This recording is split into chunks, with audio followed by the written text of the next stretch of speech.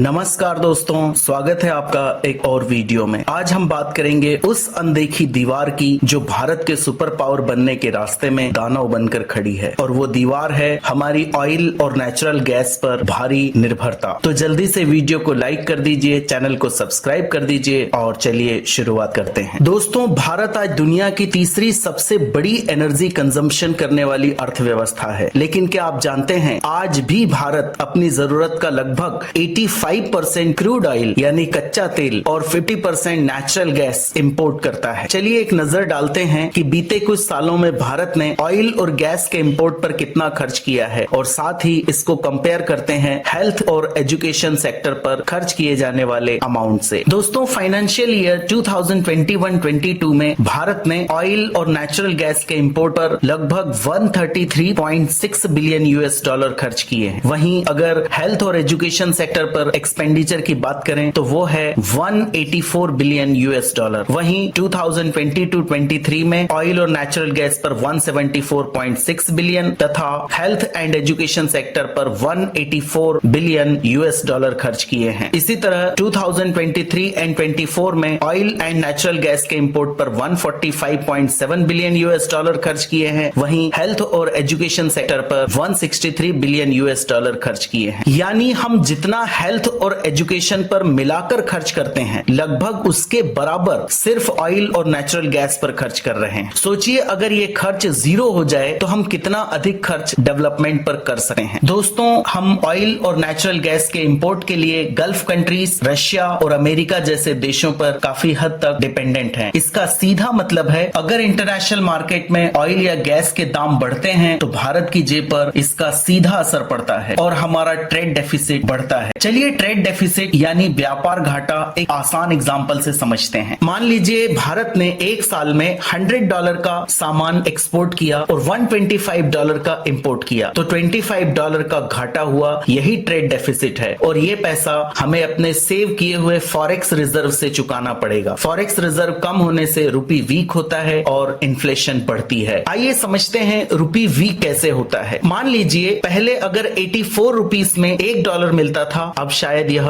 85 या 86 रुपीस में मिलेगा। यानी जो चीज हम 84 रुपीस में खरीदते थे वही चीज अब 85 या 86 रुपीस में मिलेगी। इससे हमारी इंपोर्टेड चीजें और महंगी हो जाती हैं, जैसे ऑयल, और जब ऑयल महंगा होगा तो हर चीज पर इसका असर पड़ेगा। इसे एक सिंपल वेजिटेबल के एग्जांपल से समझते हैं। दोस्तों, वेजिटेबल से लेकर सारे फूड आइटम्स बड़े शहरों में विलेजेस से सप्लाई होते हैं। मान लीजिए मध्य प्रदेश के किसी विलेज में एक वेजिटेबल प्रोड्यूस हुई है, उसे मुंबई लाना है तो ट्रक के जरिए ट्रांसपोर्ट चार्ज जुड़ेगा, और अगर ऑयल महंगा हो गया तो ट्रक का खर्च भी बढ़ेगा और सीधे सीधे वेजिटेबल की कीमत बढ़ जाएगी। यानी गांव से लेकर आपके प्लेट तक हर चीज ऑयल और गैस की कीमत से जुड़ी हुई है। तो दोस्तों, जब किसी देश की अर्थव्यवस्था इस हद तक दूसरे देशों पर निर्भर हो तो वह कैसे सुपर पावर बन सकता है। इसके अलावा क्रूड ऑयल इंपोर्ट के कुछ और बड़े खतरे भी हैं, जैसे जियोपॉलिटिकल क्राइसिस। अगर गल्फ कंट्रीज में टेंशन बढ़ जाए या रशिया और यूक्रेन जैसा युद्ध फिर से छिड़ जाए तो ऑयल की सप्लाई रुक सकती है। कच्चे तेल यानी क्रूड ऑयल की कीमतें एक झटके में दुगुनी या उससे ज्यादा हो सकती है। इससे